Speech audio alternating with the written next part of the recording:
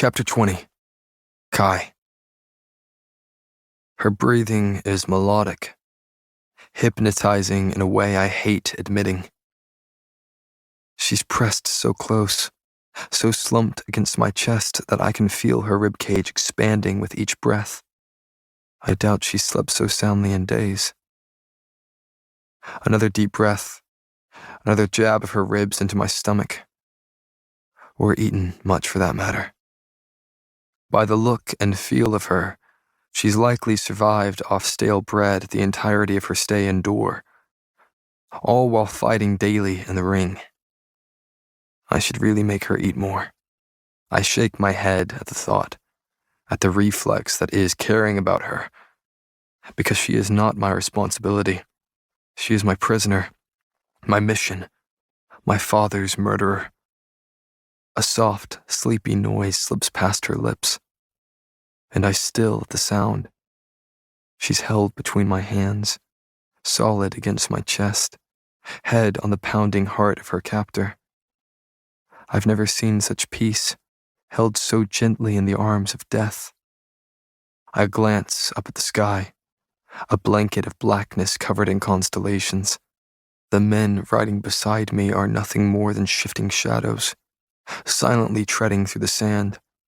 Heads bob around me, fighting against the sleep weighing heavy on their eyelids. "Stop!" I call hoarsely. "We'll camp here for the rest of the night." I'm met with grunts of gratitude, followed by frantic fumbling and clumsy dismounts.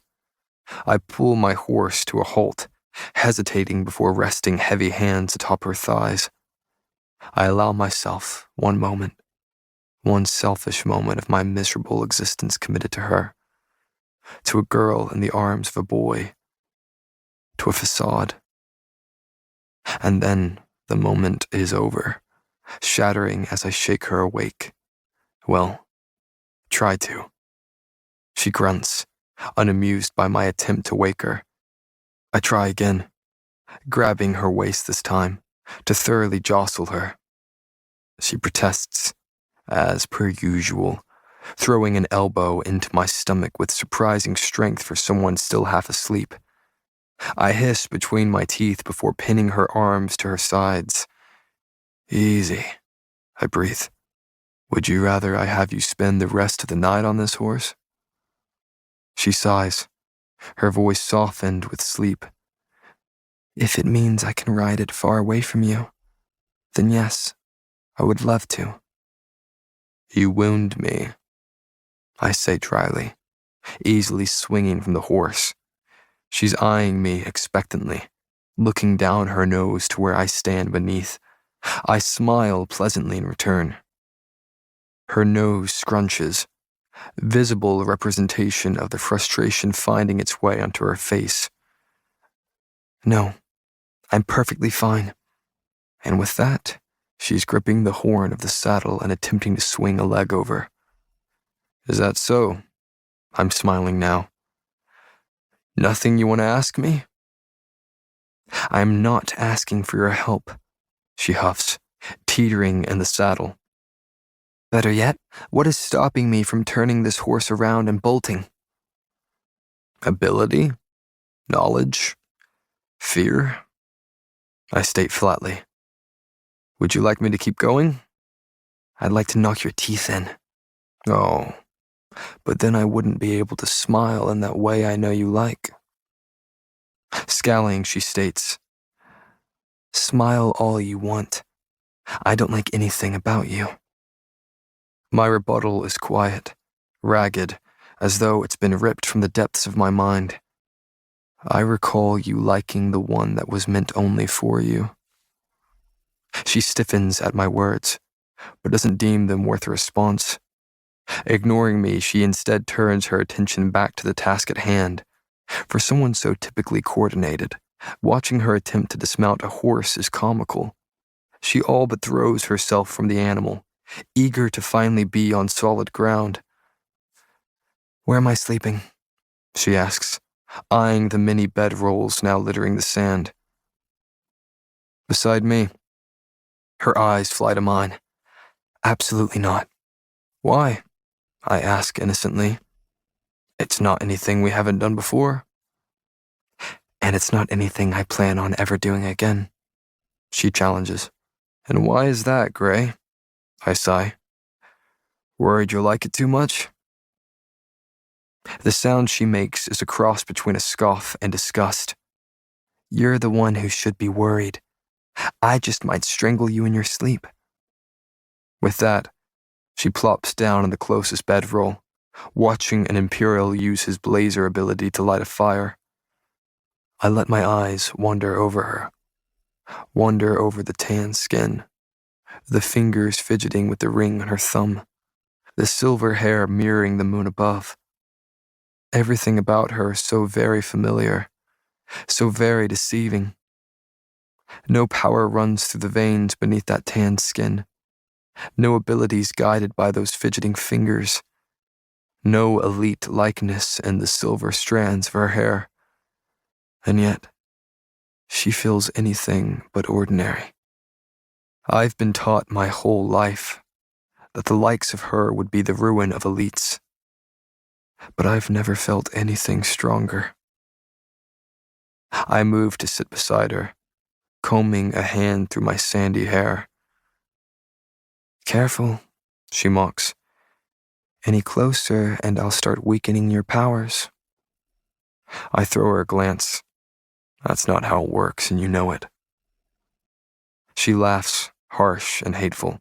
Please, enlighten me then. I would love to hear how you think the ordinaries will be the doom of all elites. If you continued to live in Ilia, I sigh, you would be. For more than one reason. I turn to take her in, eyes skimming over the obvious disbelief in the crease between her brows. Do you not know our history? Where we came from, and why it is so important we remain elite? I catch the quick roll of her eyes in the flickering firelight. Of course, I know Ilia's history. I may not have gone to school, but my father made sure I wasn't completely incompetent. All right then, I say casually. Tell me. She gives me a half-hearted scoff. What? You want me to teach you of Ilia's history? I want to make sure you know what you're talking about, so I gesture for her to proceed. Go on. This is ridiculous, she huffs, fidgeting with the bedroll beneath her. It's beginning to sound as though you don't know. Ilia was a weak kingdom, she cuts in, annoyed to be entertaining me. We always have been, even before the plague swept through. Being conquered was a constant fear for past kings, and when the plague killed nearly half of the population, the kingdom was quarantined, isolated, and more vulnerable than ever. She recites the information with her eyes trained on the sky above.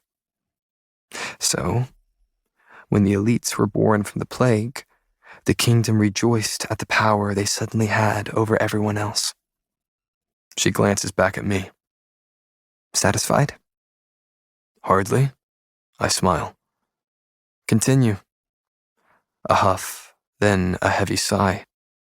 Ilia has remained isolated ever since, in order to ensure we are the only kingdom with elites.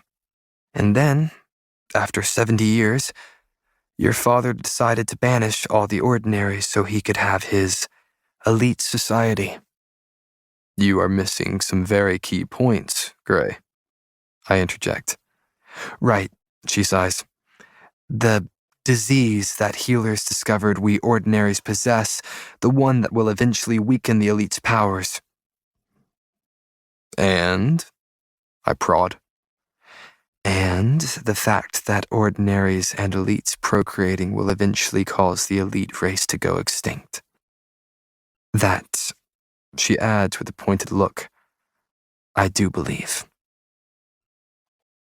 With a sigh, she wistfully adds, only elites can make elites, though one's abilities are not depicted by their parents.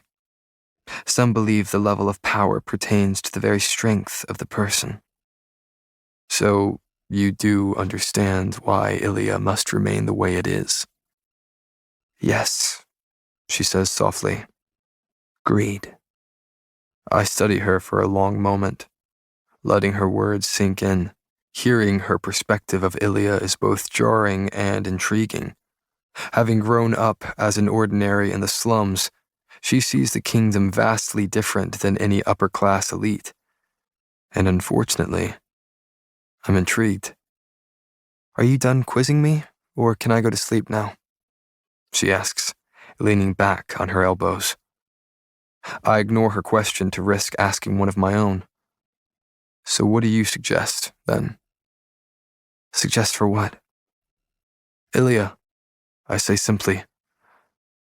What other option is there but to carry on as we have for the past 30 years? She sits up slightly, seemingly surprised by my question. I suggest we carry on with what we were doing for 70 years prior to the purging, back when ordinaries and elites lived side by side. And the weakening of our powers, the disease. She sighs. Has it ever occurred to you that maybe elites weren't meant to be? That what the plague gifted Ilya with is unnatural? I stiffen at her words, but she pushes on. Humans aren't meant to play God, and the elites have played that part for long enough. If their powers being weakened means no more isolation and killing of ordinaries, then so be it. I look away, shaking my head at the stars. Ilya will be weak without its elites. We could be easily conquered, and her laugh cuts me off. You think we aren't weak now? We are so isolated that there isn't enough food to feed those of us in the slums, let alone hold everyone when there is no more land to expand into. Her voice is stern, but her eyes are pleading. Without a single ally or kingdom that doesn't hate us, are we not weaker than ever? And we will only continue to crumble unless something or someone changes. Someone. She's thinking of Kit. She's probably always thought of Kit as that someone who could change Ilya for her. Someone with potential to be persuaded into seeing things differently. I almost laugh at the thought. The Kit I left is devoid of any potential that wasn't a part of Father's plan. He'll do nothing but what the king wanted and wished for. Even dead, he's controlling Kit, ruling Ilya from the grave. Good to finally hear how you really feel, I say with a scoff. Well, there's no point in hiding it now. Treason is the least of my worries at the moment. Stretching, she scans the stars before curling onto her side. Do you believe I'm diseased? I'm startled at how earnestly she asks the question. I believe the healers. And 30 years ago, they found something undetectable. Something that will deteriorate the elite's powers over time. She's quiet, so I take advantage of it. Do you believe you're diseased? I'm biased, but no, I don't think so. My father was a healer, and he didn't think so either. Maybe there is no way to know for sure, she says softly. But I do know I deserve to live either way. She quiets, favoring sleep over finishing this conversation. After a long moment, I feel her shiver before hearing the complaint slip past her lips. Please tell me I wasn't kidnapped only to freeze in the desert. You are a pain in the ass. I wave a hand at an Imperial as I lie down beside her. Give me an extra blanket. She doesn't bother rolling over to mock me to my face. And I thought chivalry was dead. When the Imperial throws me a blanket, I don't hesitate before tossing it over her head. Oh, it is, darling. With a huff, her head peeks over the folds of fabric, sending silver hair sliding across her face. The look she gives me promises a death I know she can deliver. Then she's turning her back to me once again, content to ignore my existence until sleep claims her. No, She's likely plotting something.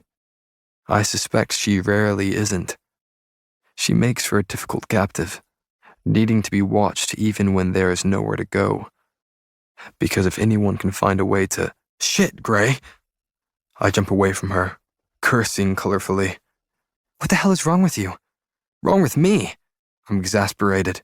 "Your feet are freezing." She glances over her shoulder, clearly failing to conceal her smirk. "Well, I can't sleep with shoes on. Never been able to." "Well, it seems like you can't sleep with socks on either," I grit out. She shrugs. "It's a curse, really." "Well, keep the curse on your side." Her face falls. "But you're warm." Before I can respond, she's nodding across the fire. "Me and my cold feet can always just sleep over there. Alone." "Like hell I'm letting you sleep alone," I mutter. And then I'm shaking my head, wrapping an arm around her legs and pulling them against me. She looks at me, shocked, and then she smiles, bright and big, like the night sky hanging above us. I fear she could rival the stars. An arrow sinks into the sand beside my head. I hear it land before I've even opened my eyes. I roll, staying low to the ground as I scan the darkness for the source of this ambush. Arrows are pelting our camp, burying themselves into the flesh of my groggy men. Their screams fill my ears as I feel their powers flicker out from under my skin, blinking away sleep and the blackness blocking my view. I can just barely make out the figure stalking towards us in the sand. I shift onto my side, preparing to stand and use one of the few powers left at my disposal to... Something cool and sharp meets the skin of my neck. The feeling is all too familiar. And so is her voice. One more move, and I won't hesitate again. Chapter 21. Payton. The blade glints in the moonlight, hiding the pale line of blood it's drawn beneath. "I don't even want to know how you managed to get that," Kai breathes, the muscle in his jaw ticking with frustration. I keep the knife firm against his neck as I hear the last of the Imperial fall to the sand with a muted thud. "We're being ambushed, Gray. What do you think you're doing?" he mutters, eyes searching my face as I scan the sand and figures approaching. I look down at him from where I'm casually sitting. "I think I'm getting rescued." Confusion crumples his face while a smile spreads across mine. "How?" He pauses, disbelief painting his features. "How could you possibly—" "Hey, princess!" My heart leaps at the sound of his voice. I've never been so happy to hear that ridiculous nickname. His hair blends in with the ring of firelight he's just stepped into. It's a curly mess falling over his forehead, while the face below is splattered equally with dirt and freckles. The smile he gives me has tears springing to my eyes. I never thought I would see another friend, alive and well. "What, you just gonna sit there all day? Or get over here and give me a hug?" Lenny asks, raising a skeptical pair of eyebrows. I glance at the enforcer glaring up at me, when a sharp voice answers the question I hadn't voiced. "I've got him, Payton, don't worry." Smiling, I look up to find Lena doing the same. She has a crossbow trained on the prince, while a sly grin plays at her lips. Her long black hair is tied at the nape of her neck and flung over her shoulder. She is tiny and terrifying, and I'm tearing up just looking at her. I don't hesitate before scrambling to my feet. With my eyes locked on Lenny, I'm stumbling towards him, bare feet shifting in the sand. Then I'm staggering to a stop, staring up at the face I thought I'd never see again. "All right." He spreads his arms open with a slight shrug. "Come here." I nod, letting the knife slip from my hand before stepping into his embrace. My forehead meets his chest with a comical thump. I feel his laugh vibrate through me as he wraps his arms around my back to give me an awkward pat. "I missed you too, princess," he says into my hair before pulling away to look at me. I didn't know if I'd ever see you again. At least, he looks away, suddenly serious. At least, not before the rest of Ilya saw you. Yeah, me too, I whisper, blinking back stubborn tears. Then I'm hugging Lena while she holds a loaded crossbow in hand, which somehow feels fitting. It's good to see you, she breathes. I nod, smiling as another figure steps from the shadows. No heartfelt greetings for me? I'll try my best not to take offense. Hello, Finn, I laugh, wrapping my arms around him. I knew you were here before I even saw you. I turned to look at them all. I knew I was safe. Oh, really? Finn raises an eyebrow at me, his brown hair glinting auburn in the dying firelight. The arrows. I gesture to the dozen littering the camp and its former occupants. Those are the Resistance's arrows, the ones you make with the red arrowheads. Finn smirks at my knowledge of his handiwork. And I knew that you were the one firing them because you always carve an F at the bottom of the shaft. He shrugs. Maybe I make the best arrows for myself, and maybe I want to make sure no one else takes them. Typical, Lena huffs from where she still aims at the enforcer. What are you guys doing here? I ask, turning towards Lenny. He runs a hand over the back of his neck. Why don't we take this conversation on the road? We've spent enough time in this desert. He glances at the prince, who is looking anything but pleased. Finn, do you have the rope in your pack? After fishing the rope free, Finn throws a smug smile over his shoulder at an already irritated Lena. See, I told you we need to tie someone up on this trip. Yeah, I just hoped it would be you, she mumbles. Despite making no move to fight him, Lenny hesitates before binding Kai's hands behind his back. It's obvious he never dreamed he'd be taking his prince as a captive, seeing that he swore an oath to protect him. I can't believe I'm actually saying this to you, Lenny sighs. But if you run, we shoot. Kai is silent as he stands and scans the scattered bodies.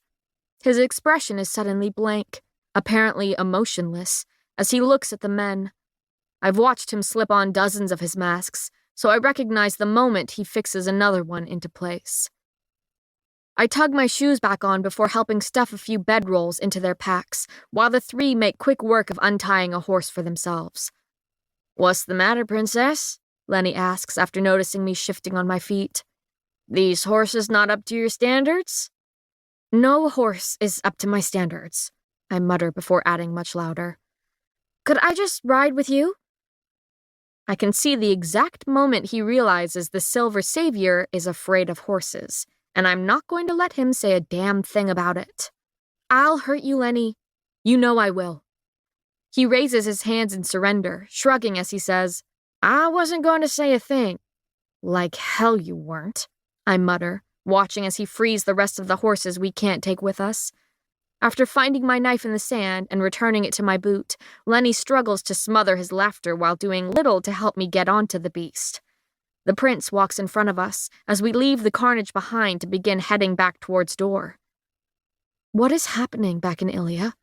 I ask into Lenny's back as I wrap my arms tightly round him. And what happened in the bowl after the final trial? Oh, and the rest of the resistance.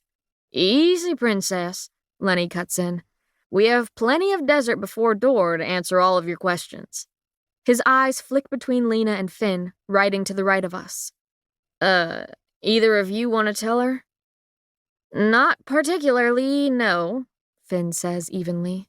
Lenny reaches over and claps him on the back, smiling sweetly. We all know you're the best at telling stories. Go ahead, man. I am, aren't I? Finn smiles before shaking his head.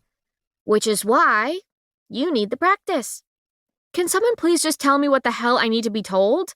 I blurt, blinking at the both of them. Move, Lena orders, before pushing her horse around Finn's to ride beside me. Ugh, you have no idea what I've had to deal with. She combs small fingers through the length of her hair, composing herself. Peyton, the resistance is done. It's over. I run my fingers over the ring on my thumb, shaking my head at her. What are you talking about? What do you mean it's done? Lena glances at the boys before continuing with a sigh. The fight in the bowl was brutal. We weren't prepared for the number of Imperials that rushed in. Every number we had calculated, every detail we had learned from our spies on the inside was wrong.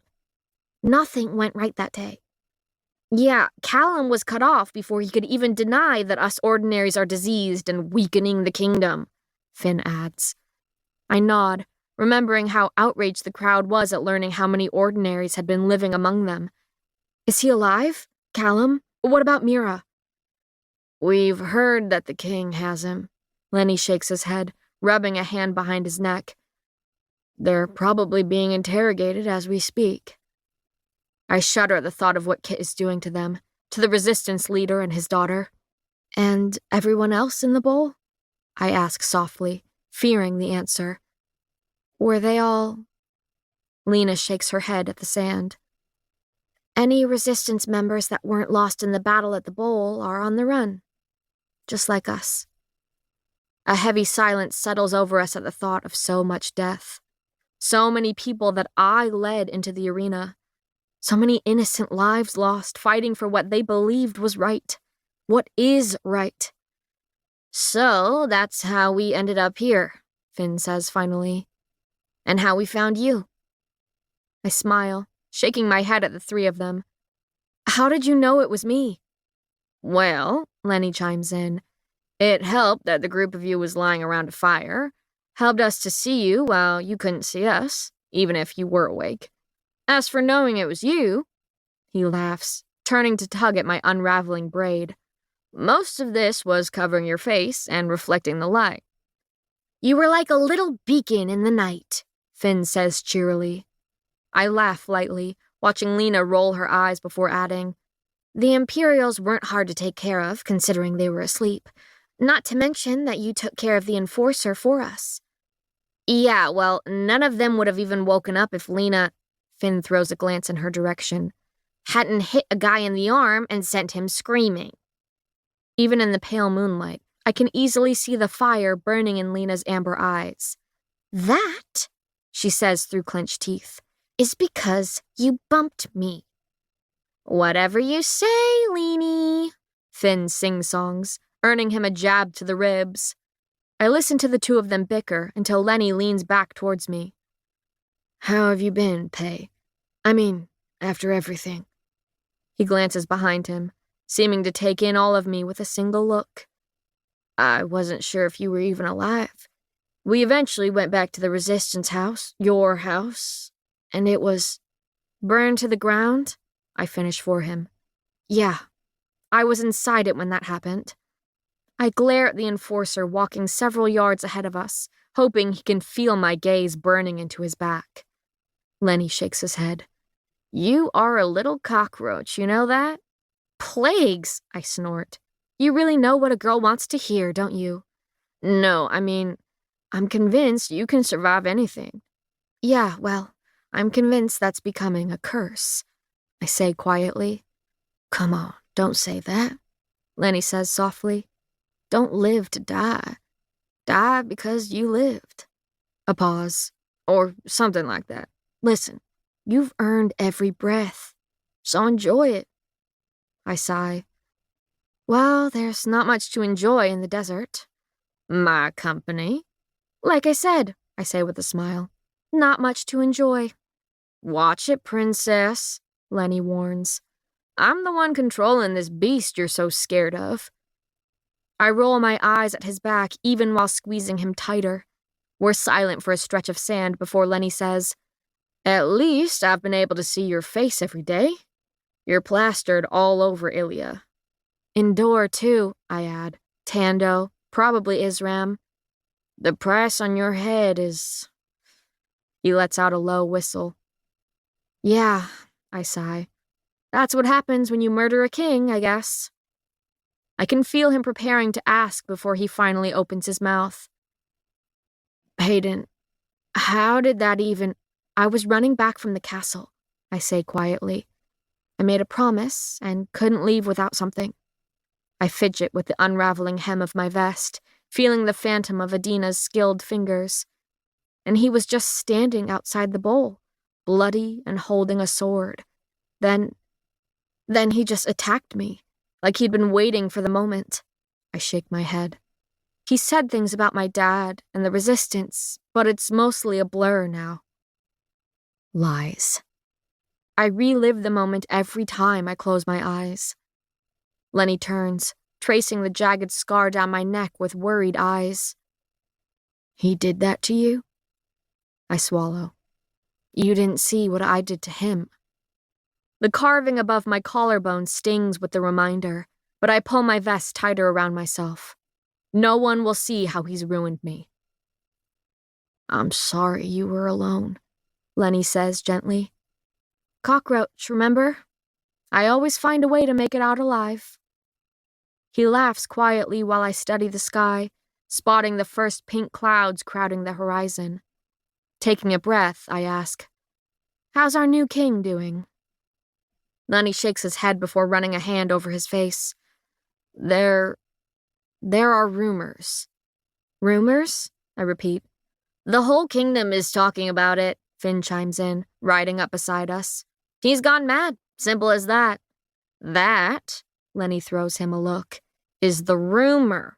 All we know is that he hasn't left his office since the death of the king, and servants talk. They say they can hear him mumbling through the walls and always find his food tossed from the window. He shrugs.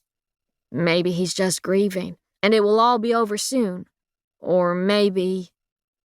Maybe this is the future of Ilya, Lena says softly. It's suddenly difficult to swallow. I know firsthand how affected Kit was by his father when he was alive, and now that I've killed him... How is Ilya? The people? I manage after clearing my throat. Lenny shrugs. Well, not great. The elites are also mourning the ruler that single-handedly made Ilya the strongest kingdom by banishing the ordinaries. There are a lot of people who hate you, let's just say that. Finn's tone is joking, though the topic is anything but. I look away, shaking my head. I'm not surprised.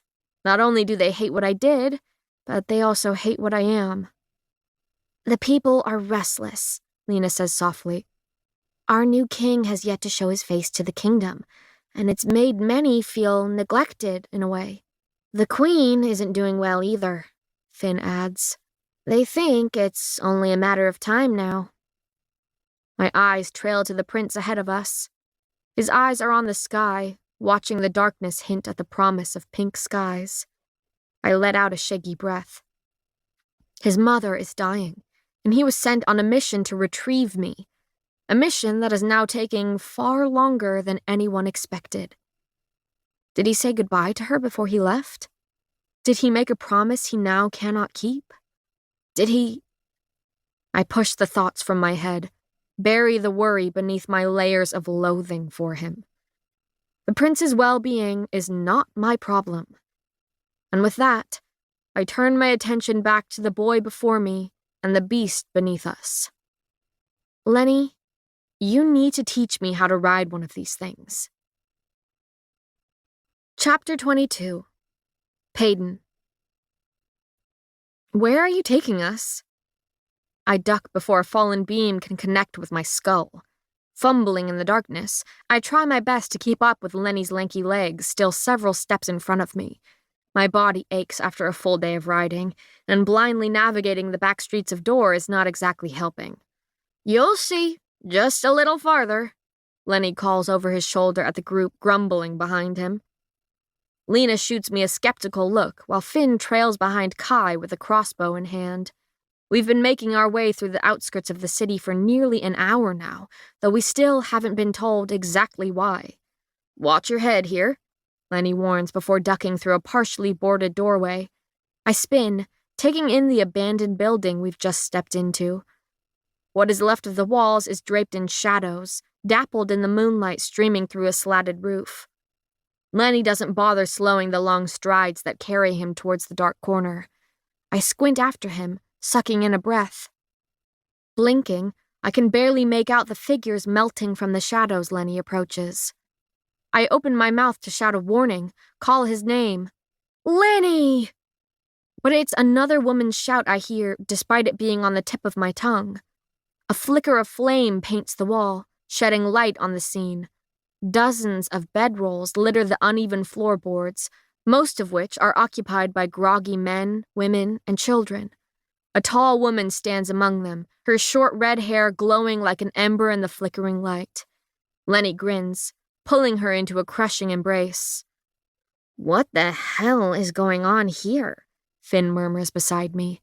I shake my head, unable to do anything but stare. "Everyone," Lenny says after finally being released, "meet my mother." We blink at him, and the strangers begin to stir awake. Lena is the first to move, extending a hand to the woman. "Hi, I'm Lena." "Maria," she says warmly, shaking her hand. "Mom," Lenny says, "this is Peyton and Finn and the Enforcer," she finishes, her lips thin. "Yes, the Enforcer." Lenny rubs the back of his neck. "We still aren't sure what to do with him." "Well," she flicks her brown eyes to me. "You are the Silver Savior, yes?" "Unfortunately," I smile slightly. She doesn't seem to be scared of me or what I've done. Instead, she returns my smile. "Then you use him to earn your freedom. The king needs his right-hand man more than a girl on the run." Lenny nods slowly. "That could work. We need to figure out the exact plan, but—" "I'm sorry to interrupt," Finn cuts in. "But where are we? And who are these people?" There are dozens of them now sleepily stirring in their beds or standing to join the greetings. "This," Maria says with a smile, "is a refuge of sorts." "Len!" A squealing blur comes charging at Lenny before he scoops it into his arms. The little girl giggles uncontrollably as he spins her around, kissing her on the cheek. "There you are, little dragon." "Did you miss me?" she squeals. "Depends on how much you missed me." Lenny smiles, pinching her nose. She grins, eyes bright. "More than a little." "Good," Lenny says. "I miss you more than a little, too." I watch her swat at his hair before hesitantly asking, "Is this your sister?" Lenny shrugs. "In a way. Ma found her on the streets of Ilia and knew she couldn't stay there, so she brought her to live here. We've grown more than a little attached to one another." "And where is here, exactly?" Lena asks, looking around at the crumbling building. Maria smiles. "It's a place for—" Her eyes land on the bound prince who's studying the little girl intently. "Well, he's certainly figured it out." Kai takes a step towards the girl before Finn nudges him with the tip of his crossbow. "Easy, Prince." The Enforcer ignores him to scrutinize the strangers surrounding us. "They're partial. Percentages." He shakes his head, struggling to sort out what it is he's sensing. Maria nods, smiling slightly. "That's right. They're the outcome of elites and ordinaries. Some have more power than others, but all of them are here because they belong nowhere else." She speaks pointedly towards Kai, studying him as he swallows every word. "They cannot risk living in the slums of Ilia because their powers are too weak to be considered elite, but they cannot live freely in the surrounding cities because the people loathe the power they cannot control." She steps aside, allowing us full view of the many figures now staring at us. "So, they sleep here and blend in as best they can." "Show us what you can do, little dragon," Lenny whispers into the girl's ear. She grins, showing us her palms and wiggling her fingers, the same fingers that suddenly flicker with flame. She smiles up at Lenny, who nods encouragingly. "Go on, show 'em why you're my little dragon, Luna." She nods, her dark hair streaked with firelight. Then she lifts her flickering fingers towards her mouth, taking a deep breath before blowing it out at the flames. They ripple from her fingers, stretching into the room as though she's breathing fire. Luna comes from a long line of mixes, for lack of a better term, which is why her fingers are the only place her burner ability manifests, Maria says softly. I found her in the slums, no older than a toddler. I knew immediately that she didn't possess the full power of a burner, considering that elite children can barely contain their abilities for several years. She should have been covered in flames. She smiles sadly at the giggling girl in Lenny's arms. I knew it wouldn't be long before it became clear to everyone that she wasn't fully elite, and Ilya has no use for those weakened by ordinaries. Her eyes skip over the enforcer. So I hid her for a while. Most mixes are still strong enough to blend in with elites, but Luna is far from the first mix in her bloodline. Eventually, she waves a hand to the group behind her. I found more throughout loot and took them in. That is, until I couldn't hold any more and eventually made the trek to Dor where it is safer for them. Here they are met with hatred if they are found. There, her sharp stare finds the prince. They are met with death. There aren't many left in Ilya, Lenny adds. Most of them fled to Dor or Tando several generations ago and live among everyone else. But if I happened to find any in the slums when I was stationed there, I'd send them to Ma. A man clears his throat, stepping forward from the back of the group. Lenny found me a few years ago. His hands are cupped together, holding a small flame that has been illuminating the dark room. I'm also a partial burner. I have to cup my hands together like this just to make a flame. A woman clears her throat, stepping into the dim light. I'm a partial veil, so... Her arms suddenly flicker out, disappearing before our eyes. The rest of me stays visible. Several others walk forward, sharing how they got here and the little they can do. Lena is nearly brought to tears as she profusely thanks Maria for all that she's done, hugging her and anyone else who will allow it. But it's the enforcer who holds my attention. He studies them like a puzzle, deciphering the percentage of power each of them possesses. I vaguely wonder how many of these half-elites have passed him in the streets with him none the wiser. You're welcome to stay here as long as you like, Maria says sweetly, turning her attention to me. I can imagine it's hard to keep you out of trouble with that hair of yours. You have no idea, I say, smiling slightly. Make yourselves comfortable, Lenny says before turning towards his mother to inform her on where we left the horses while Luna plays with his hair. I make quick work of unrolling a bedroll while gnawing on some bread Maria begins passing out to us. What are we gonna do with him? I turn to see Finn nodding the crossbow at the prince. Put him by me, I say sweetly, though my smile is anything but. We'll take shifts watching him. When he sits down beside me, he's wearing my least favorite mask at his disposal. Indifference. So I lean over, whispering softly in his ear. Lucky for you, my feet are freezing. Chapter 23. Kai. My hands are numb, and they've been numb for nearly 2 days now. I shift against the wall and attempt to rotate my sore wrists.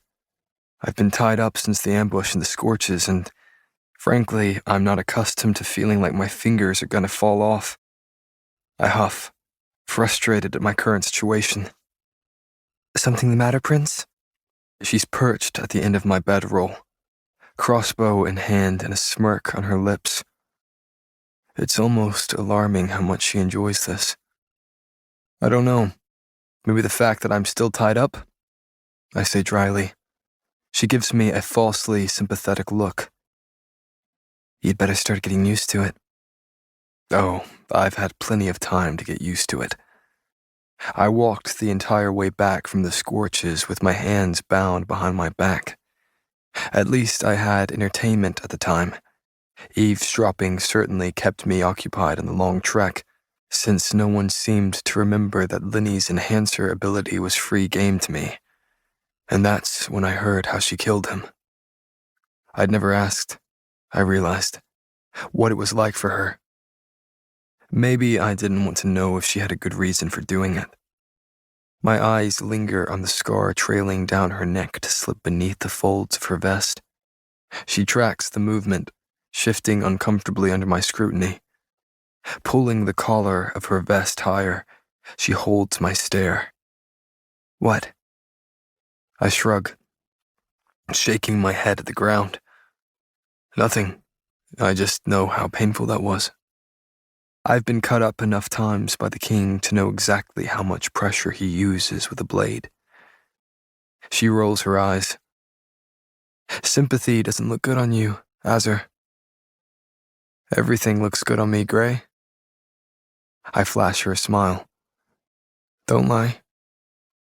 Her mouth falls open, and I'm greatly looking forward to what is about to come out of it when Lenny strides over instead. You ready for tomorrow, P? She takes a deep breath, looking composed as she continues staring at me. Oh, I can't wait. Great, Lenny nods. We'll set off in the evening and ride through the night. Then, once we get close to Ilya, I'll go ahead and inform the king that we have his enforcer. With a sigh, he adds, I'll tell him to meet us in the field near the Sanctuary of Souls with, no more than 3 Imperials? That should avoid the ambush that would certainly happen if we all tried to walk into the throne room. We'll keep our crossbows aimed on the leverage, not at me, the whole time to ensure that there is no funny business. And that is when we'll exchange our prince here for your freedom. He claps his hands together, looking cheery. After that, we return to Dor and live happily ever after. I struggle not to shake my head at them. It's a terrible plan. They will lose all control over me as soon as I step close enough to an elite, a real elite, not the strands of power I've been trying to grasp from this group for the past 2 days. The little bit of ability they possess is unpredictable, slippery under my skin, and I don't yet know how to use it. I've never felt anything like it, but now that I have, I don't doubt it's been hiding right under my nose. I wonder how many elites I've read who only contain a percentage of power, having come from a mixed line. It's frustratingly fascinating. Bread, anyone? Maria's making rounds with her usual basket of stale bread and warm cheese. Her power pulses in my veins, hers and Lenny's more potent than the rest. She's a crawler, which would be more than helpful if my hands weren't tied behind my back. Yes, ma'am, Finn calls, jumping over a few sleeping bodies to grab a loaf. Taking a bite, he turns to Payton. Hey, I'll take the first shift tonight. Even at this distance, I can see the crumbs flying from his mouth. You get some sleep. She smiles at him, looking relieved. Thanks, Finn. Wake me in a couple hours, okay? He's still chomping on his bread when he salutes her, takes the crossbow, and slumps against the wall a few yards away. Ignoring the corner he occupies, I scan the candle-scattered floor, casting flickering shadows across the rundown walls and ceiling. I shift into the large bedroll, forced to lie on my side with my hands bound behind my back. Payton hesitates before sliding in beside me. She always does. She's only ever timid when I'm close enough to touch her. I shift in the bedroll, rustling enough to force a sigh out of her. What's the matter with you? My nose is itchy, I say, voice muffled with blankets. She's silent in the way that makes me think she's struggling not to laugh. Fine, she huffs. Turn around. With aching arms, I flip onto my other side so we're facing each other. I haven't gotten the chance to study her recently. She's close to me, her body warm despite the freezing feet itching their way closer to mine. Her blue eyes ripple in the candlelight, looking like the deepest corner of a lagoon. I can just make out the faint freckles that dot her nose, though I pretend to forget the exact number of them there. She slips a hand from beneath the blanket, reaching for my face. She's timid again. Where? Bridge of my nose, I say, my eyes never leaving hers. The tip of her finger meets my nose, and I can't help but be reminded of when she flicked it. Maybe she's thinking the same, because after a quick swipe of her finger, she snatches her hand back. I clear my throat. I didn't take you for the gambling type. I'm a thief, she says dismissively. Every pocket I reach into is a gamble. Fine. I didn't take you for the ignorant type. She gives me a dull look. What is this about, Prince?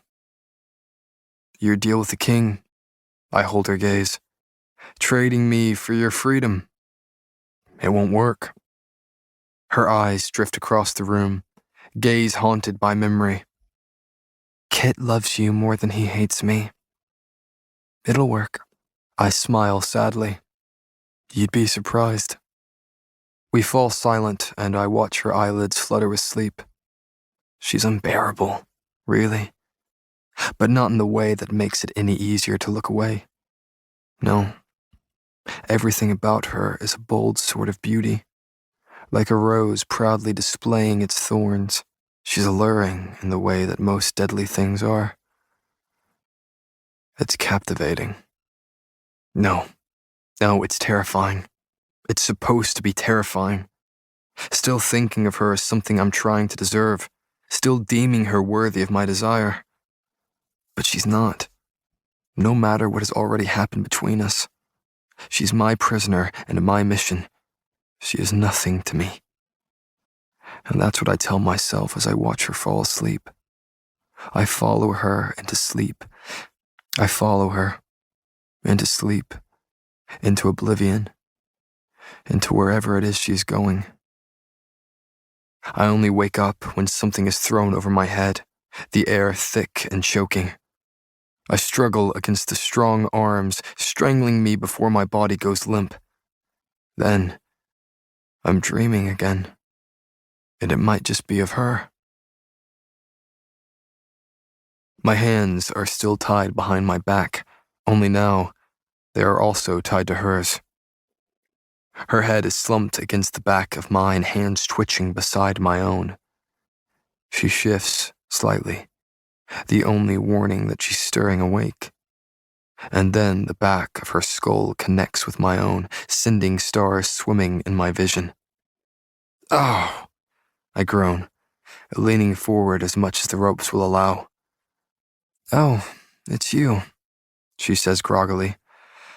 I didn't know who I was tied to. I should have hit you harder. Funny, I say, through gritted teeth. Move closer to me. You're pulling my hands. I can practically feel her eyes roll. Yes, Your Highness. Is there anything else I can do to make you more comfortable? You are just a pleasure to be held captive with. I feel her head turning to take in the cell we've been dumped into. There's nothing but cracked stone and grimy floors.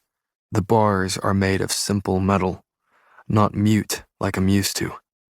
Though, without an elite to draw from, I'm just as powerless as the ordinaries. Where the hell are we? She finally asks, voicing the question I've been waiting for her to ask. Some sort of prison, I say. Definitely underground. The stone floors covered in filth are freezing, and the only light in sight is halfway down the hallway outside our cell. How did we get here? She asks, panic lacing each word. I don't remember anything from last night. They must have drugged us. I lean my head back against hers. So much for your friend standing guard. She tugs at her hands, yanking on mine in turn. No, this can't be happening. Easy, Gray, I say lightly. You're gonna rip my arm out of its socket. Why did they... She gulps down a breath. Why did they put us in such a small cell? Well, I say calmly, it's not as though we can move around. Thanks for the reminder, Azur. She all but yells. I can't do this. Do you smell blood? I smell blood. I can't. I need to get out of here. I feel her hands grow sweaty around mine, feel her back expand with each shaky breath. The smell of blood is faint, but I'm so used to the scent that I'd hardly noticed. Why would that bother her so much? When her breath hitches on what sounds to be the beginning of a sob, I know something is very wrong. Peyton, I say softly. The taste of her name is intoxicating on my tongue. Peyton, are you listening to me? When am I ever, she pants, listening to you? I smile to myself. Are your knees against your chest? What? She huffs. Yes, my knees are against my chest. All right, I say slowly. I want you to listen to me for once in your life and put your legs on the floor. Spread them out as much as you can. Why would I? Listening. Remember? Her breath is shaky, hands sweaty as she slides her legs across the stone. Now, I say slowly, I want you to see how much room you have. This cell is much larger than you think. My legs are on the ground too. Lie. My knees are against my chest, and I'm staring into a stone wall. Feel how much room you have? This cell is plenty big enough, and it's not going to get any smaller. I swallow before lacing her fingers with mine, feeling her breath hitch at the sudden contact. But then her breathing is slowing against my back, her hand clutching mine like an anchor from her racing thoughts. Better? I ask, breathless. I feel her nod. Better. Silence stretches between us. She rests her head on my shoulder. Every bit of my being is focused on the way her fingers feel between mine. It's absurd. The distant sound of clicking boots has her snatching her hand out of my grasp. Good. Fine. I'm glad that's over with. The man that appears outside our bars looks vaguely familiar, with his streaked gray hair slicked into a tail and bushy brows hanging over black eyes. But when I feel Peyton stiffen behind me, I realize why it is I recognize him. Raphael, she sighs. So it's your greed behind this. He opens his arms, as though greeting an old friend. Nah, come on, kid. Can you blame me? No one would be able to pass up the price on your head. His eyes flick to me. And what I could get for the both of you is irresistible. Even I'd stomach setting foot in Ilya for the gold I'll get for you two. How did you even find us? Peyton chokes out. The air has grown gradually thicker with the foul odor that is suddenly wafting towards us. Raphael continues, unfazed. I've had my men stationed all over the outskirts of the city, keeping an eye out for you in case you ever escaped your prince.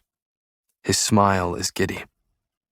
But instead, you brought him with you. The look on Peyton's face has him frowning. No, don't take it personal, Shadow. You may have made me a lot of shillings in the ring, but you'll make me a hell lot more for taking you back to Ilya. He steps away for a moment to grab a dish from a nearby table. I thought I'd bring this to you personally. He unlocks the cell door with a rusty key before bending to place a metal tray between us, filled with chunks of stale bread. To thank you for finding your way back to me. Thanks, but I doubt I could stomach anything with this stench. Peyton practically coughs. Raphael nods. That's the sewer under us. He nods to a grate several feet down the hole. They fill up the sewer and flush it out every few weeks. Lucky for you two, it seems they will be doing just that very soon. He smiles as the door swings shut behind him. I hope you enjoy your short stay in Door's finest. Then he nods towards the plate of stale bread. Have fun figuring out how to eat that. His steps grow softer as he makes his way down the hall. I cough, trying to clear my throat of the thick air threatening to choke me. Peyton rests her head on my shoulder, forcing my attention back to her as she says, "We need to get out of here." I nod before slumping my head on top of hers. There is no way in hell I'm returning to Ilia as a prisoner. That alone would shatter the reputation I've been meticulously building since I was a boy. Every order obeyed, every mission completed, every death by my hand utterly useless. Returning with a ransom on my head would make me look worse than weak, more pathetic than dying during a mission. It's simply not an option. Okay then. Her voice is detached, determined. Got any ideas, Prince? Chapter 24. Kit. There's a knock at my door. There's always a knock at my door. Always a servant or Imperial or someone else banging on the wood and begging for my attention. The life of a king, I suppose. I run a hand down my tired face, then down my crumpled shirt before remembering my inky fingers. I don't look like a king. I look like a boy who's trying to fill the shoes of a man, sitting in a chair that's swallowing me whole. Living in a kingdom full of people I'm too afraid to confront. And yet, through it all, I pretend to know how to live my life as a king. Come in. The command is met with creaky hinges followed by soft steps on a worn rug. My eyes flick up from the papers littering every inch of the desk. The man slowly shuts the door, every movement calm and deliberate. Not a servant. Not an Imperial. Not someone begging for my attention. In fact, I can't picture him doing anything of the sort. Shit, is it noon already? I shake my head, attempting to clear the desk of its inky carnage. Well, it is hard to keep track of the time with those curtains always closed, he says smoothly, nodding to the draped window. You know why I keep them closed, I sigh, gesturing for him to take a seat. I don't need any more servants gawking up at my window from the courtyard. There are enough rumors going around as it is. For good reason, he says gently, in that way that makes it difficult to tell whether he's scolding me or not. He has such a way with words, confident enough to speak softly because he knows that everyone will lean in to listen. Each word is deliberate, delicate, in the most demanding way. You have to address your people, Kit. His pale blue eyes cut through mine, searching far beyond my gaze. If you don't give them something to talk about, they will concoct their own version of the story. Yes. Thank you for the wise counsel, I mutter, having heard it at every one of our meetings. His gaze softens as he sits back, examining me from across the desk. I'm only here to help, Kit. Offer you my guidance. Right. Of course, I say with a nod. And Plague knows I need it. He smiles, and it's comforting. Plague knows this isn't easy for you either. Yes, well, I sigh. You have advised me through much of this, and for that, I am thankful. And I will continue to do so. He shifts in his seat to lean over the desk. Which is why I hope you will go through with my latest suggestion. I stiffen. His latest suggestion was absurd at best, an absurdity that I'm foolish enough to consider. But before I can voice this or something else equally unwise, he's pulled a small box from his pocket and set it on the worn wood between us. I blink at what I know is trapped inside the velvet case. My heart stutters beneath my ribs, my mouth following as it attempts to form his name in protest. Cal, it's the best way, he cuts in, combing fingers through the blonde hair atop his head. I know that it's not exactly the most appealing idea. Not exactly? I scoff, laughing at the insanity of it all. Do you even understand what you're asking me to do? His sigh is heavy, as though he too wears the weight of the kingdom on his shoulders. And, in a way, he does. You're the king. The life you live is no longer yours alone. This is a sacrifice that must be made for the good of the kingdom. He pauses, letting his words hang in the air between us. This is how you help the people you still haven't confronted. I look away, shaking my head at the ink staining every surface. I just... Emotion traps the words in my throat, choking them until I'm finally able to spit the syllables out. I just hurt. I'm not the prince they knew. No, you're not, Callum says softly. Because now, you are their king. With a hesitant hand, he slides the box further across the desk until I can no longer ignore it. Which means you sacrifice who you were for who you need to be. His eyes bore into mine, reading more than just the emotion on my face. And who you need to be it with. I stare at the box, only looking up at him when he murmurs, "What was it your father would always say to the people? Something about what it is that makes a great king?" Managing a sad smile, I supply, "Ah, yes, the 3 Bs. Callum nods, humming at the memory. That's what it was. I remember how he used to recite them when informing the kingdom of a new law or decision he had made. It was one of his many mottos, I reminisce. He made me write it dozens of times during our tutoring sessions. I wouldn't be surprised if I mumble it in my sleep. Callum chuckles as I recite the phrase dully. To be a great king, you must first be brave, benevolent, and brutal. Only then can you rule a great kingdom. Nodding, Callum leans back in his chair. He's not wrong. It's a good motto to measure yourself by.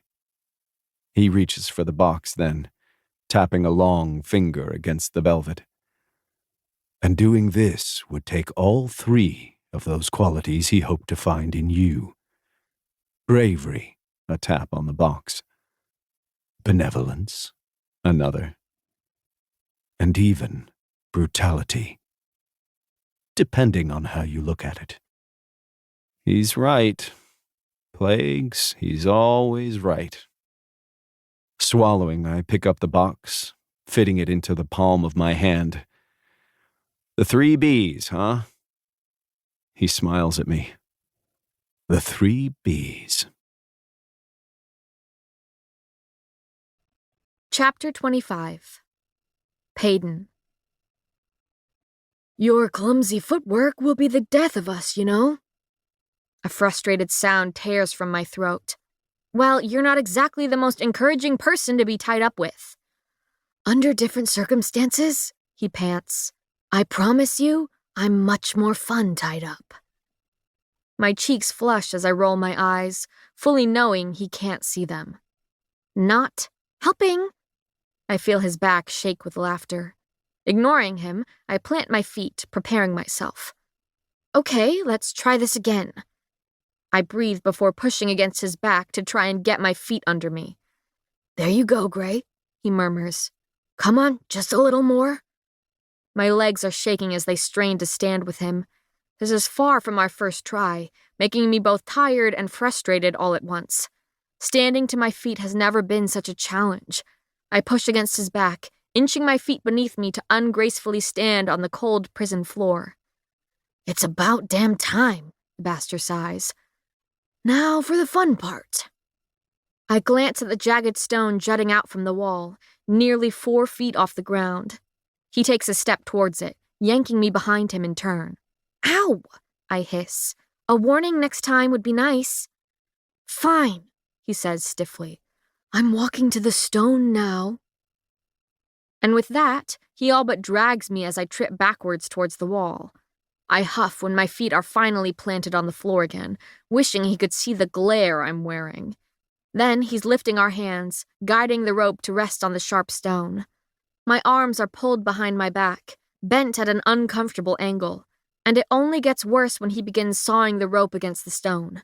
Back and forth, back and forth. I hang my head towards the floor, watching my hair fall into a messy halo around my face. You all right back there, Gray? Oh, I'm just great, I say, my voice muffled with hair. My neck has never felt better.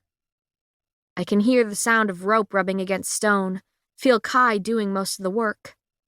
How about we play a game, to take your mind off things? My head shoots up at his offer. It's startling, him caring.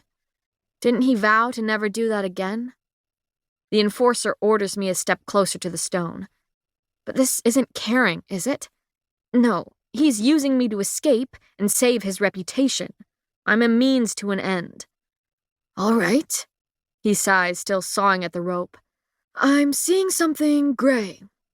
Guess what it is? I snort. Everything in this plague-forsaken place is gray. Well then, you'd better be specific. I sigh through my nose. Okay. The wall. Guess again. The bars? He tugs at the rope, testing its strength. Wrong again. The ceiling? You're not very good at this. Echoing footsteps cut off his words. This time, I'm silently tugging him back to our spot on the floor, where I all but fall, pulling him down with me. The guard rounds the corner into the eerily empty hallway, stopping only to fish a key from his pocket. He doesn't look at us as he steps inside and places a metal bowl of water beside the untouched stale bread. It's a struggle to stifle my scoff. We're expected to lap up the water like dogs. Further proof of their hatred for us Ilians. The door locks behind him with a heavy click, and I watch his shadow slither down the length of the hallway. We are quiet for a long moment before I feel Kai's hand pat my lower back in silent command. I take a deep breath, preparing myself before struggling to my feet. Then it's back to the stone and tedious sawing. I hang my head again, resting my sore neck as I mumble, "The tray." That's more silver. I frown. What about my hair, then? I don't know, silver savior, he says slowly. You tell me. I think it could pass for gray, I argue. He laughs. It's deep and dark in a way I've come to recognize. Your hair could pass for moonbeams before it passes for gray. Careful, I say slowly. That almost sounded like a compliment. I hear him huff out a laugh. Maybe I'll give you a proper compliment if you can actually manage to guess correctly. I glare at the floor. I've named every gray thing in here. Obviously not. He pauses his sawing long enough to tug on the rope. I feel it loosen slightly around my wrists and sigh in relief. Not much longer until I'm free. What could I have possibly missed? I huff, lifting my head to scan the cell again. That stone over there, he says casually, as though he doesn't sound insane. I try to bite my tongue for as long as possible. I really do. But before I can stop myself, I'm blurting, I'm sorry, do you mean the stone on the other side of the cell that I can't see? He's quiet for a moment. That's the one. That's completely unfair. I told you to be specific, he says slowly. A frustrated sound climbs up my throat, which he has the audacity to laugh at. Shockingly, I manage to keep my mouth shut, slouching silently with my arms being pulled back and forth. When my eyelids begin to grow heavy, he stops to test the strength of the rope. I'll be able to break it now. His voice is gruff, body begging for sleep. We can rest until the guard gets back. Nodding, I sluggishly pull him back to the center of the cell and slide to the ground. And then we'll get out of here. And then we'll get out of here, he repeats softly. My head finds the back of his shoulder, slumping against him despite my best efforts. My body aches, every inch of my betraying being beginning to curl up against him, to be held by him. At my weakest, I wish for him. And at my strongest, I wish I could say it wasn't the same. He rests his head on mine, gentle and grounding. I hate that he feels like that. Feels like comfort incarnate. Can we pretend that it's okay not to hate each other in these moments? I ask quietly, if only to ease my conscience. He sounds as though he might have laughed if he wasn't so exhausted. Yes, pretend. I'm quiet until I'm not. Do you regret any of it? His voice is soft, soothing. Regret what? Us? A pause. Regret what happened between us? Even the more recent things? I whisper, recalling our moment of weakness on the rooftop. He's quiet for so long that I doze off, only waking when he murmurs, "Sleep, little psychic. Regret in the morning." I wake to the sound of groaning metal. My eyes flutter open at the feel of Kai patting my lower back in warning. Through hazy vision, I watch the guard step into the cell, clutching a stale loaf. I blink awake, preparing for the plan that is about to unfold. It all happens so quickly that I almost forget the part I'm meant to play. As soon as the guard bends to place the bread between us, Kai shifts his body and slips a foot beneath the tray. The metal meets the man's face when the prince kicks it up, hard enough to hear the guard's nose crack. "Pull against me, Gray," Kai grinds out, straining as he tugs at the severed rope still binding us together. I throw my body weight forward, nearly smashing my face into the stone wall when the rope snaps, setting my wrists free. I scramble towards the moaning guard, now clutching his broken nose. I've slammed his head against the wall before his eyes have even widened at the sight of me. He's out cold as I fumble for his pocket, finding the rusty key within, and stagger to the cell door. Kai is right behind me, watching as I reach a hand through the bars to unlock the door from outside. We step through the open bars, rubbing our raw wrists. My eyes sweep over the wall of empty cells, relieved to find not a single familiar face within. Lenny and the others aren't here. It seems that only the prince and Silver Savior were worth Raphael's trouble, and I'm momentarily comforted by that realization. But it's the sewer grate at the end of the hall that now captures my attention. "So far, so good," Kai murmurs, taking off at a soft sprint towards the sewer. I'm on his heels in an instant, head swiveling as I search for any sign of oncoming guards. My heart races, head pounding, as I focus on keeping my tired legs pumping towards freedom. "Grab the other side," the enforcer orders when I skid to a stop over the grate. My fingers slip on the grimy metal, but I lift as hard as my strained arms will allow. "Come on, Gray," Kai grunts. "You can do better than that." The grate is impossibly heavy, and the growing sound of pounding boots isn't helping my focus. I take a deep breath before yanking upward, hoping Kai will do the rest. I'm tempted to thank the plague when he manages to slide the lid halfway off the dark drop into the sewer. We're greeted with the sound of rushing water and the stench of bodily fluids. I gag despite my best efforts, but manage to keep the few bites of stale bread down. Distant shouting has my head snapping up, eyes straining in the dim light to see just how many guards are racing towards us. I count 7 before my eyes find Kai's across the yawning mouth of the sewer below. With a single nod, I step off the ledge and into darkness. I land with a splash, thankful to find that it is mostly water sloshing around my calves. Kai quickly drops down beside me despite something clanking around his shoulders. He doesn't give me the chance to ask before he's grabbing my hand and sprinting through the tunnel. "They're coming!" he shouts over the sound of rushing water. "We need to move fast." I give him a nod he can't see, all while trying to ignore the fact that this was the extent of our plan. This was as far as we plotted. Sever the rope, knock out the guard, get the key, escape through the sewer. Except we don't have the slightest idea of what awaits us at the end of this tunnel. My legs feel heavy, like trying to run through honey. "The water is rising!" I yell, panic quivering my voice. It is rushing around my knees now, fast and forceful. "Just keep moving."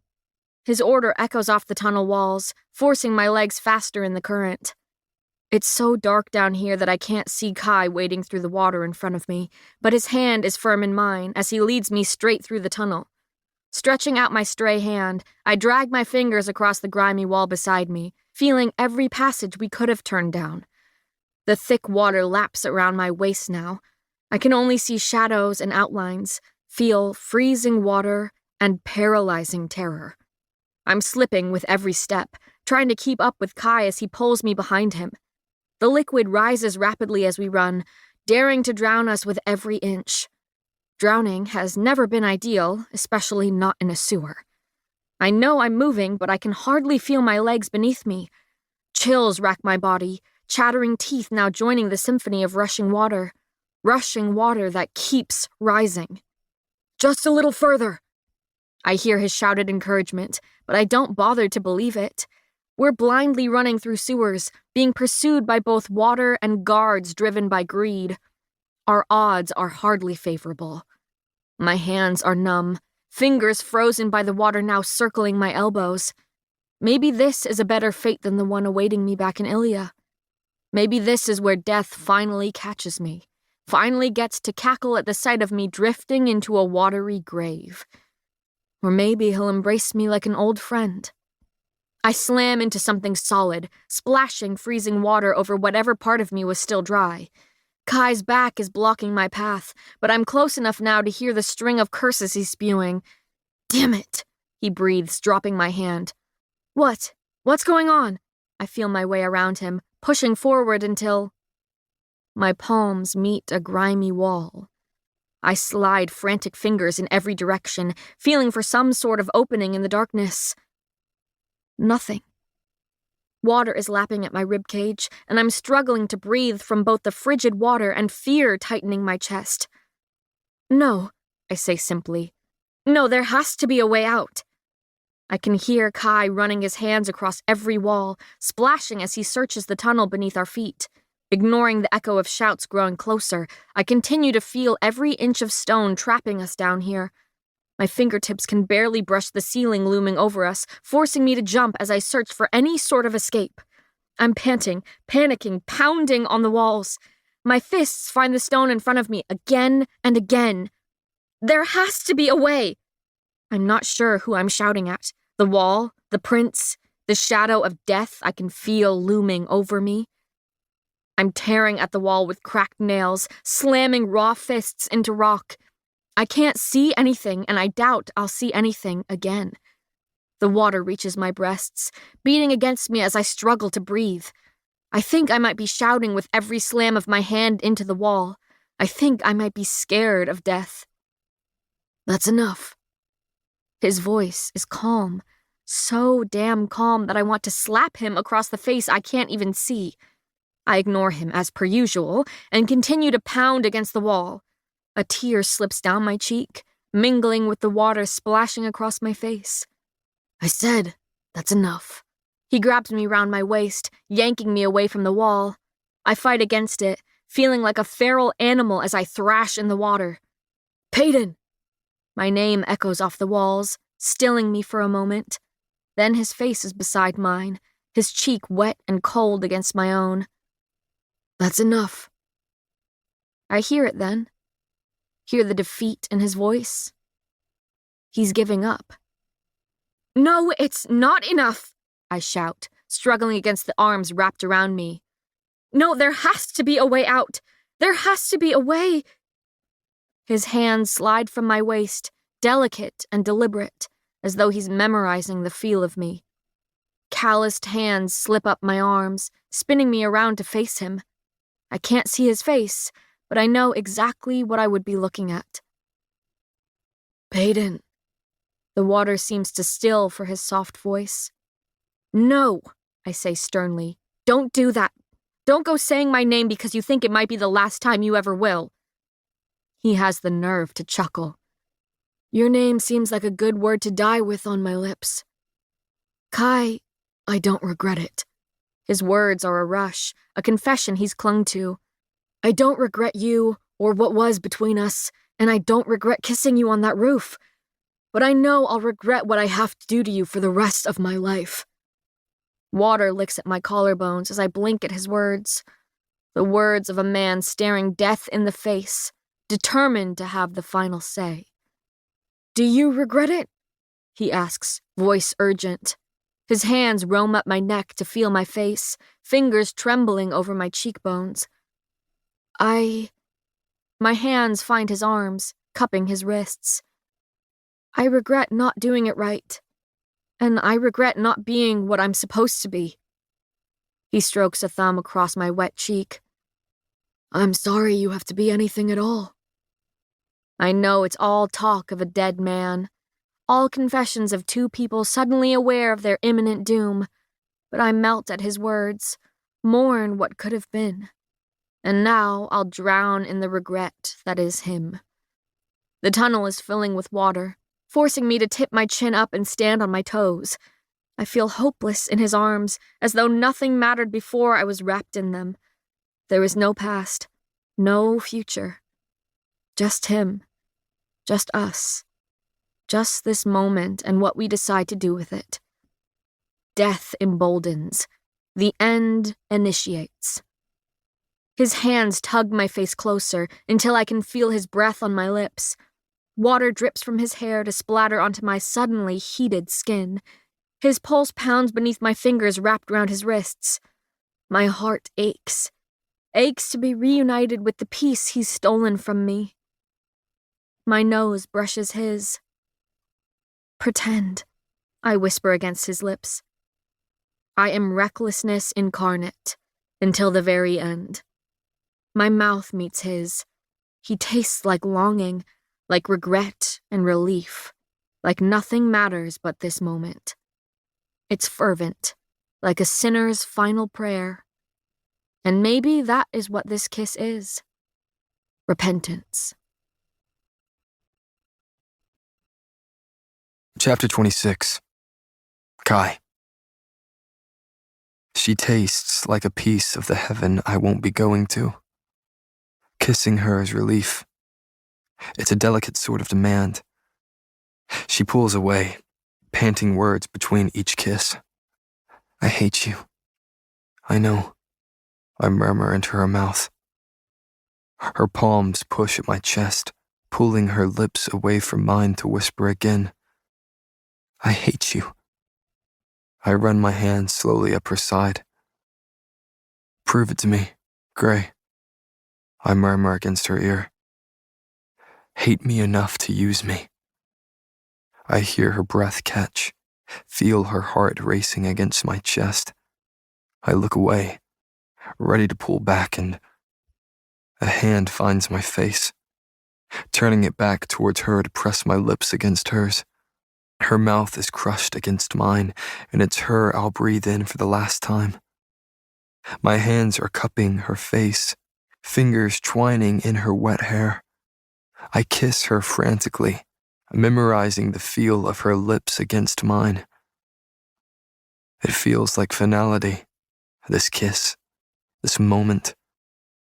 I kiss her harder at the thought, willingly breathing her in until the very end. Her arms slide from my wrists to wrap around my neck. She's clinging to me as though I'm an anchor she's willing to sink with.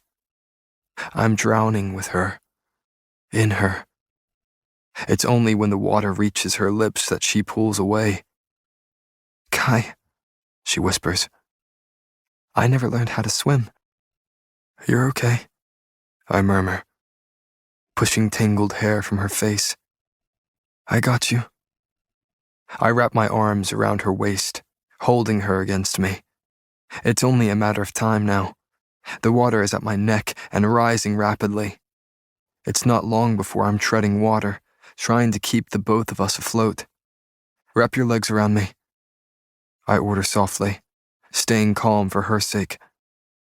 I feel her nod before her legs are hugging my waist, freeing my hands to help keep our heads above the water. My head is nearing the ceiling, trapping us down here.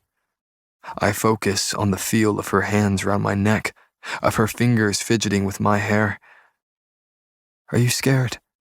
She whispers, her lips close to my ear. I'm brave enough to admit that I'm terrified, I say quietly.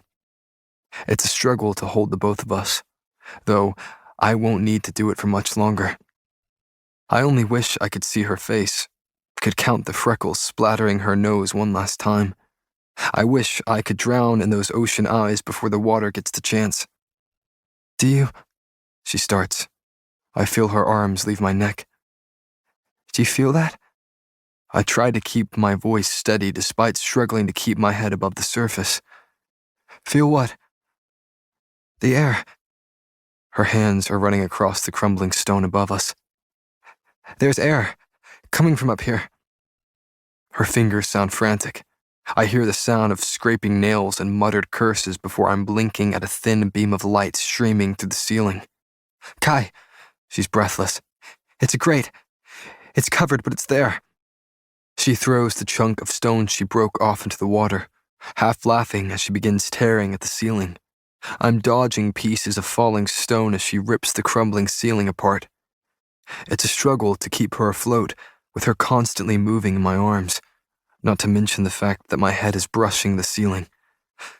Quickly, Pei, I grunt. Her spine goes rigid in response to that nickname, but she's quickly distracted by the more pressing issue at hand. I know.